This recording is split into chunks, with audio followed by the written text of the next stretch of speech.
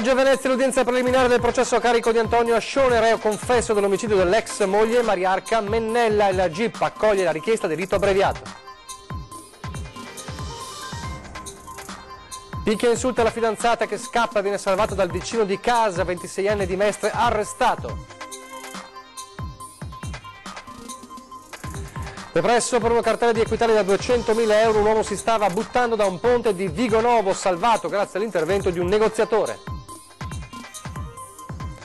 Sorpreso mentre ruba le offerte in chiesa, viene rincorso e bloccato dai fedeli, 60enne arrestato dai carabinieri a Caorle. Sentenza del TAR dopo il ricorso del comune di Mirano per le opere del passante di Mestre che ancora non si sono viste, così come i soldi. Il sindaco lancia un messaggio alla regione. L'apertura al referendum per la separazione di Venezia e Mestre del neo ministro Salvini riaccende il dibattito politico, esultano i comitati, divisi i cittadini. Avevano deciso di trascorrere il weekend a Jesolo con la loro bambina, ma la vacanza si è trasformata in un incubo, coppia derubata mentre fa il bagno, il racconto ai nostri microfoni. Telespettatori di Antenna 3, buonasera, ben trovati l'edizione veneziana dei nostri telegiornali in primo piano. Torniamo a parlare dell'efferato femminicidio di Mariarca Mennella, la ricorderete, la 38enne uccisa il 23 luglio dello scorso anno dall'ex marito Antonio Ascione, perché è iniziato oggi l'iter giudiziario, il processo in Tribunale a Venezia. In tribunale a Venezia, davanti al GIP Massimo Vicinanza, si è celebrata stamani l'udienza preliminare per il rinvio a giudizio di Antonio Ascione, 44 anni, di Torre del Greco, reo confesso dell'assassinio dell'ex moglie Mariarca Mennella, che accoltellò a morte il 23 luglio dello scorso anno nell'abitazione della donna a Musile di Piave. C'è stata, con la mia assistenza, la costituzione di parte civile di tutti i familiari della povera persona offesa, il padre, le sorelle, il fratello e la sorella assunta anche quale tutrice dei figli minorenni rimasti orfani di madre, con una costituzione di parte civile che è stata autorizzata dal giudice tutelare di Venezia. L'imputato ha fatto richiesta attraverso il suo legale Giorgio Pietramala di essere giudicato con rito abbreviato e ha anticipato che prima della discussione renderà l'interrogatorio davanti al giudice. Antonio Ascione, pur presente in aula, non ha proferito parola. I capi di imputazione a suo carico sono pesanti. Il PM Raffaele Incardona contesta ad Ascione, detenuto nel carcere veneziano di Santa Maria Maggiore, il reato di omicidio con diverse aggravanti, per avere commesso il fatto per futili motivi, la gelosia, per aver agito con premeditazione dopo aver reiteratamente minacciato di morte la moglie, per avere perpetrato il crimine contro il proprio coniuge e madre dei suoi figli e quindi aggravato dal vincolo di parentela, per aver aggredito la moglie nelle prime ore del mattino quando era ancora distesa a letto e incapace di opporre un'adeguata difesa. Non solo, Ascione dovrà rispondere anche di minacce aggravate. Se queste circostanze aggravanti il Tribunale le riterrà tutte sussistenti e non ritenesse di riconoscere delle circostanze attenuanti, la contestazione consentirebbe comunque in astratto al giudice di applicare l'ergastolo, trasformandolo da ergastolo aggravato con l'isolamento diurno ad ergastolo non aggravato dall'isolamento diurno. Fondamentale per le indagini l'acquisizione di alcuni messaggi WhatsApp che la figlia di Mariarca aveva scambiato pochi giorni prima del delitto col padre, da cui emerge che l'uomo aveva minacciato di morte l'ex moglie con un coltello, circostanza cruciale per contestare ad Ascione la premeditazione e l'ulteriore reato di minacce aggravate. L'udienza è stata rinviata il prossimo 27 settembre alle 15, sempre in tribunale a Venezia. Violenza fra le mura domestiche purtroppo è una costante della cronaca quotidiana. Ieri sera una giovane donna è stata letteralmente tratta in salvo da un vicino di casa, intervenuto per sottrarla alle botte e le minacce del fidanzato. L'uomo, un 26enne, in evidente stato di ubriachezza durante una lite, ha scatenato la sua violenza fisica e verbale contro la giovane donna che, approfittando di un momento di distrazione, è riuscita a divincolarsi e a uscire di casa. Sul pianerottolo è stata soccorsa dal vicino che l'ha fatta rifugiare all'interno della sua abitazione. Scattato l'allarme al 113, gli agenti si sono presentati alla casa nel tentativo di calmare il 26enne italiano, sono stati aggrediti a loro volta. Il giovane, arrestato per lesioni e minaccia aggravata a pubblico ufficiale, è stato giudicato stamane per direttissima e condannato a 6 mesi e 15 giorni, pena sospesa. Dal dramma delle violenze in casa, dal dramma dei femminicidi al dramma della crisi che nonostante si continua a dire che si intraveda la luce in fondo al tunnel, non per tutti è evidentemente così. Un 42enne di Camponogara, una cartella di Equitalia da 200.000 euro, quest'uomo cerca di togliersi la vita, fortunatamente viene salvato in extremis. Era a cavalcioni sul parapetto del ponte che sovrasta il Brenta a Vigonovo, con un cavo elettrico al collo legato all'estremità della ringhiera. L'intenzione di un 42enne di Camponogara era di lasciarsi cadere. Già in cura per una crisi depressiva dovuta a una cartella di Equitalia del 2004 da 200.000 euro, non vedeva via di scampo. Ma non è passato inosservato ad un passante nonostante fossero le 5 del mattino, che ha lanciato immediatamente l'allarme ai carabinieri giunti in breve sul posto, con pattuglie provenienti da Camponogara, Dolo e Vigonovo, più vigili del fuoco e i sanitari del 118. Vista la delicatezza della situazione è stato richiesto l'intervento di un mediatore, un maresciallo specializzato del nucleo investigativo di Venezia. Fondamentale però è stato il ruolo di un appuntato donna della stazione di Camponogara, che nel frattempo è riuscita ad instaurare un dialogo con il 42enne fino all'arrivo del negoziatore, che con l'aiuto dei soccorritori è riuscito a farlo desistere dopo circa 2 ore e mezza. Poi è stato portato all'ospedale di Dolo. Da quanto emerso, l'uomo, padre di famiglia e di professione autotrasportatore, sarebbe andato in depressione a causa dei debiti che non riesce a ripagare e di cui riterrebbe responsabile il proprio commercialista. La cronaca ci porta a Caorle con dei fedeli che si sono trasformati in detective, o meglio in agenti, perché hanno bloccato un 60enne albanese, un senza fissa dimora che si stava impossessando delle offerte contenute nella cassetta del Duomo di Caorle. Alcuni fedeli, come dicevamo, hanno notato lo straniero mentre armeggiava intorno al contenitore delle offerte. L'uomo si è dato alla fuga, ma è stato inseguito, fermato e consegnato ai carabinieri della locale stazione, giunti pochi istanti dopo. Prima di essere bloccato, l'uomo era riuscito a fuggire all'assedio dei fedeli e aveva anche minacciato di morte coloro che lo avevano bloccato. Un furto invece è andato a segno, quello subito da una coppia trevigiana che era a Jesolo per passare un fine settimana di vacanza. Ci hanno raccontato la loro disavventura ai nostri microfoni. Avevano deciso di trascorrere il fine settimana a Jesolo con la loro bambina, ma si è trasformato in un incubo. Mentre facevano il bagno, in poco più di 10 minuti sono stati derubati dello zaino contenente denaro, documenti, chiavi di casa e auto, cellulare ed effetti personali. Tramite la geolocalizzazione però sono risaliti al telefono. L'ho seguito, mi ha portato davanti al centro di accoglienza di migranti vicino in piazza Milano. Che ho chiamato i carabinieri per vedere se qualcuno mi accompagnava dentro a vedere se c'era il telefono. Loro hanno detto che erano troppo impegnati per uscire e ho provato con la polizia che mi ha mandato una volante. Sono entrato con la polizia all'interno del centro, abbiamo seguito la traccia finché l'iPad è stato acceso, perché poi si è spento, che segnava all'interno del giardino. Poi si è spento l'iPad e non hanno voluto proseguire.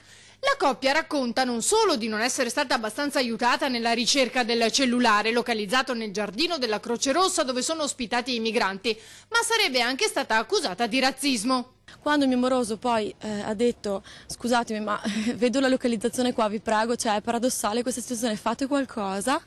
Hanno detto ecco il solito problema del razzismo, qui può essere tranquillamente che qualcuno sia passato, l'abbia preso e l'abbia gettato dentro, e lì si è sentito dire dalla polizia guarda siamo calmi, cerca di stare anche calmo perché è un attimo che questi ti fanno partire anche una denuncia. Oltre il danno la beffa. Credo che sia assurdo trovarsi in una situazione del genere. Qui non è il problema che era all'interno di un centro immigrati, cioè io lo ribadisco e lo continuo a ribadire. Questa localizzazione poteva in quel momento essere attiva anche all'interno di un hotel di lusso frequentato solo da italiani, da tedeschi, da russi, da arabi, quello che era. Però voglio dire, in quel caso là si vede che il telefono dà lì segnale, si cerca di fare qualcosa, si cerca di dare una mano, non ci si mette in questo atteggiamento di ostruzionismo totale, di chiusura totale, e si cerca di insabbiare tutto dicendo siete razzisti, pensate che siano stati loro per forza di cose. L'unica certezza era che la localizzazione era lì in quel punto. Ad un uomo di 76 anni della zona di Bibione, il corpo privo di vita trovato questa mattina nel fiume Tagliamento. Lo hanno accertato i carabinieri della compagnia di Portogruaro, che hanno escluso responsabilità di terzi nel decesso. Da quanto si è appreso, l'anziano sarebbe caduto in acqua mentre pescava, soffriva da tempo di alcune patologie cardiache, quindi si suppone che sia rimasto vittima di un malore. Ed ora la viabilità, il passante di Mestre, è arrivata la sentenza del TAR dopo il ricorso del Comune di Mirano, ma, commenta il sindaco Pavanello, è troppo semplicistica per una questione così complessa. Sentiamo. Premesso che le sentenze ovviamente vanno sempre rispettate, però è davvero una vicenda molto complessa. Il TAR del Veneto si è espresso dopo il ricorso presentato dal Comune di Mirano contro Regione, ANAS e gli altri enti firmatari dei 3 accordi di programma in tema di passante di Mestre. Ma secondo il primo cittadino di Mirano, una sentenza troppo semplicistica, anche se lascia comunque uno spiraglio di azione per arrivare ad ottenere ciò che spetta da tempo in termini di soldi e opere. La sentenza in realtà non è favorevole perché non accoglie il tipo di provvedimento richiesto, cioè l'esecuzione in forma specifica degli obblighi di fare, ritenendo che negli accordi non c'è un dettaglio adeguato, progettuale, che quindi gli enti che li hanno firmati avrebbero dovuto farlo. Però gli accordi mantengono la loro validità, i diritti che ne nascono sono attuali e quindi aprono la strada, a mio avviso, ad un tavolo con il quale dare esecuzione. E infatti il Comune partirà proprio da qui, Regione in primis. Le ultime comunicazioni, quelle post campagna elettorale di agosto della segreteria del Presidente Zaia, dicevano che comunque questi accordi esistono, che sono cambiati i tempi, che le risorse non erano propriamente tutte quelle di quando sono stati firmati gli accordi, ma che gli accordi c'erano e che forse si doveva ragionare in qualche modo di quali opere.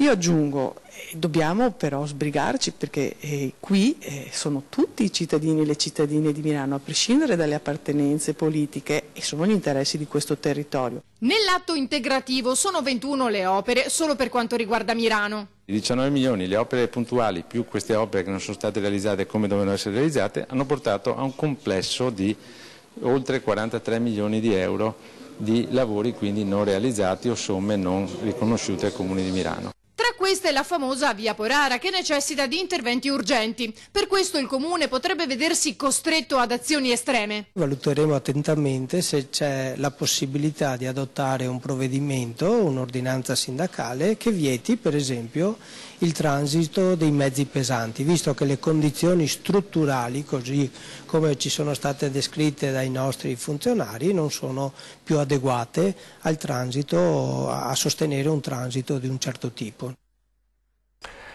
Torniamo alla cronaca. È miracolosamente sopravvissuto allo schianto del suo ultraleggero, ma l'uomo, che ha 69 anni ed è di Noventa padovana, è ricoverato ancora in gravi condizioni nell'ospedale dell'Angelo di Mestre. L'incidente è accaduto ieri pomeriggio alle 3:30 a Boion di Campolongo Maggiore. L'ultraleggero, pilotato da Remigio Ferrara, stava volando da est a ovest, era partito da un campo di volo distante solo qualche chilometro quando è precipitato planando in mezzo a un campo di mais. I primi a soccorrere il pilota sono stati i residenti, che hanno visto cadere il piccolo aereo. Subito in zona i vigili del fuoco di Mira e Piove di Sacco, oltre ovviamente ai carabinieri e al SUEM. L'elicottero del SUEM lo ha trasportato all'ospedale di Mestre. L'ultraleggero è stato posto sotto sequestro dalla magistratura e adesso le indagini dovranno chiarire cosa sia stato a causare questo incidente, che poteva trasformarsi in una tragedia. Adesso il referendum per la separazione di Venezia e Mestre, con il nuovo governo che, per bocca del neo ministro dell'Interno Matteo Salvini, ritirerà il ricorso alla Corte Costituzionale da parte del Comune. Quindi queste parole hanno scatenato un nuovo dibattito, nuovamente le fazioni tra favorevoli e contrari. I più soddisfatti, manco a dirlo, sono i rappresentanti dei comitati referendari a sostegno della separazione di Venezia da Mestre, ma anche tra i più battaglieri c'è chi, come Paolo Cuman, ci va cauto. Aspettiamo il TAR a luglio e poi se ne discuterà, afferma il consigliere della municipalità di Mestre. Sul referendum indetto dalla Regione per il prossimo 30 settembre, stoppato dal governo Gentiloni con un ricorso alla consulta per conflitto di attribuzione, ha già detto la sua il neo ministro Matteo Salvini. Non vedo perché Roma deve mettere il becco su cose non sue. chiederemo la revoca dell'impugnativa, ha detto il nuovo inquilino del Viminale. Le reazioni sono state immediate, nessuna scomposta. Ma io sono d'accordo, l'ho già detto come capogruppo in Consiglio Comunale, che quando i cittadini sono chiamati dobbiamo dare la possibilità di esprimersi. Ovviamente che si deve fare con la chiarezza preventiva delle regole della legislazione che è mutata nel corso di questo tempo. Con la nuova legge di istituzione delle città metropolitane è cambiato l'iter normativo ed è per questo che il governo ha chiesto alla Corte Costituzionale di fare chiarezza. In assenza di questa chiarezza è del tutto evidente che il rischio sarebbe di chiamare i cittadini al voto e scoprire successivamente al voto che l'iter non era quello corretto e quindi di annullare tutto. Quindi preventivamente, prima di chiamare i cittadini al voto, era corretto ed è corretto chiedere alla Corte Costituzionale qual è la chiarezza sulla procedura da seguire. Resta in stand-by il sindaco di Venezia, Brugnaro, che ha ricorso al TAR sostenendo l'illegittimità della consultazione che, sempre secondo il ministro Salvini, potrebbe allargarsi anche prevedendo la separazione del Lido da Venezia. Ma a questo punto perché non separare Marghera da Mestre? Ma allora perché non Chirignago, ma perché non Fabro? Cioè si attiverebbe un processo di destrutturazione che sarebbe semplicemente antistorico. Non ha senso alcuno oggi suddividere le realtà urbane, le aree metropolitane come la nostra così importante in tanti piccolissimi comuni, perché ne perderebbe la qualità della vita ai cittadini. La realtà, spiega il senatore Ferrazzi, è che dobbiamo dare autonomia ai territori, ma dobbiamo avere la capacità di un governo complessivo. Bisogna lavorare per l'aggregazione, naturalmente nel rispetto delle autonomie locali. Adesso una breve pausa pubblicitaria.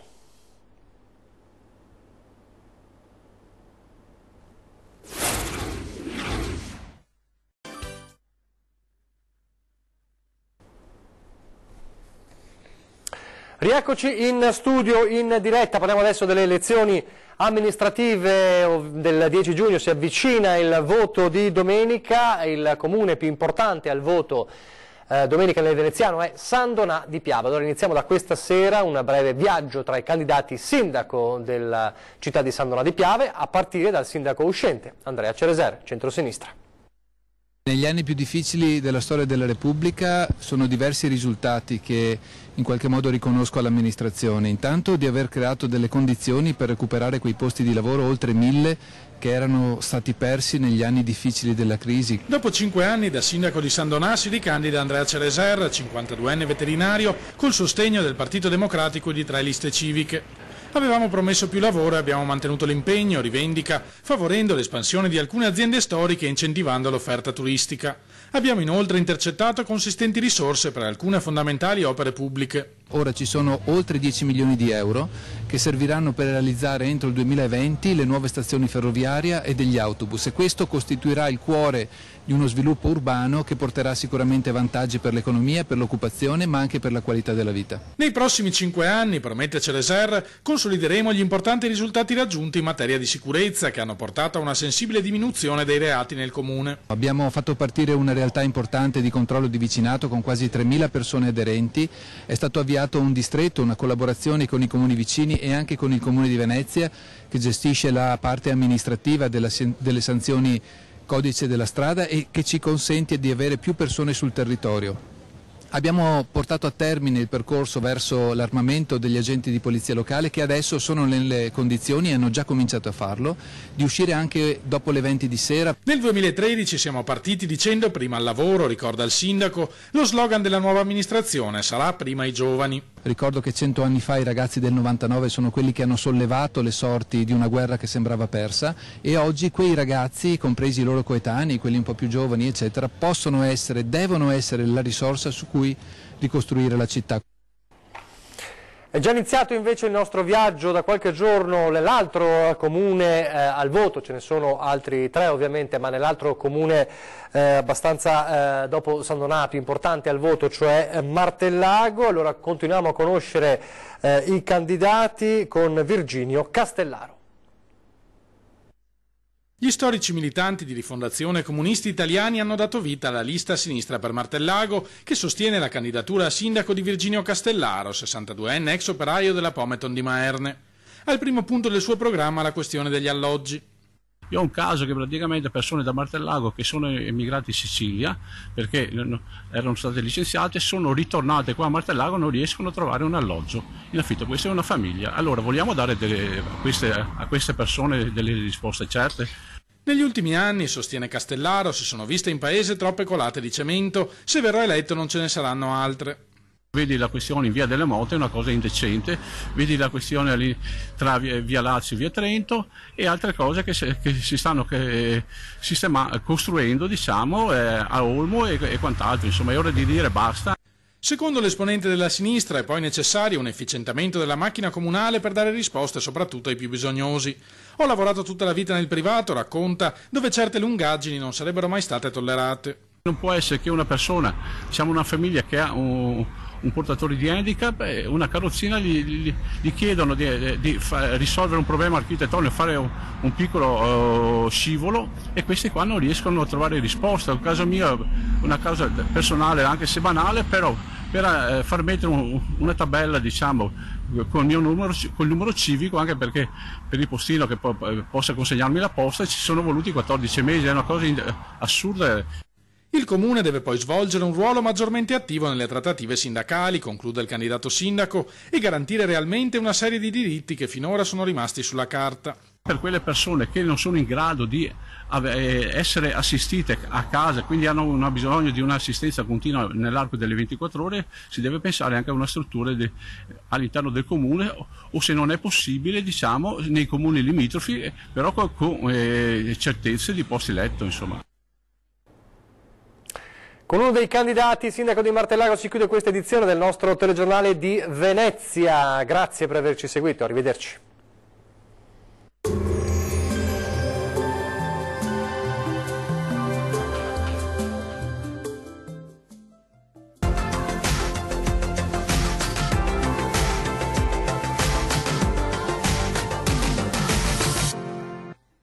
Ben ritrovati al meteo. Bel tempo sulle nostre regioni, ma con i consueti disturbi sui monti. Vediamo il dettaglio di martedì 5 giugno.